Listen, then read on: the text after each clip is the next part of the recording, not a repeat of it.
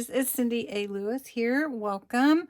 I'm going to share with you another quick and easy way to make a cute little notepad for a folio. And I thought, well, I'll show you how to make the notepad today because the folio will actually be in tomorrow's video, Saturday, November 11th. So I am going to show you how to create this. This is just the beginnings, but basically you're just going to need about 4 sheets of paper. Well, actually you'll end up with 8.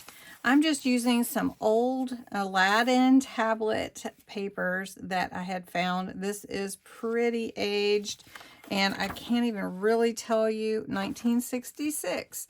So I had found that and we're going to jump into this. If you're new to my channel, I'd love to meet you. So please go ahead and just type below a little comment and say where you're from and what kind of weather you're having right now.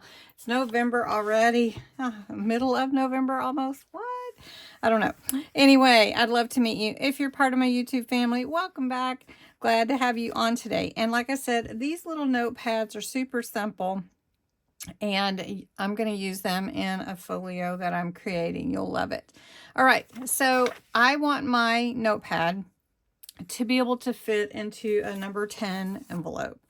So I am going to cut these 3.5. I want to give myself plenty of room, and I've got about 4 sheets here. So 3.5. And I'm going to make it 8 sheets. That's why I'm cutting 2 of these. So just going to cut that. And then I want them to be 8 inches. And I want this part at the top because I'm going to cover that. So, and you could use notebook paper or just plain copy paper, whatever you have. Now don't throw these away. You can make a mini notepad with those. All right, so we have our 2 sets of 4. We're just going to line these up and then grab some scrap paper. So all I did was take a piece of scrap paper that I had in my bin and I cut 2 inches and then 3.5 this way. So once you have that, you can score it if you want to, but just fold it in half. That's all you got to do, and give it a little crease or use your bone folder. However you'd like to do it to give yourself a good crease. Then I like to make mine look vintage, so I just take a little ink and go around all the edges. Just gives that different look to it. I'll show you the difference. So I like the vintage look. If you don't need that or don't want that, then make it the way that you like. You could even use colors if you don't want this kind of vintage photo look. Then you take this, you don't even have to have glue. You're just going to put it over the top like that. Take a stapler, and I put 2 staples.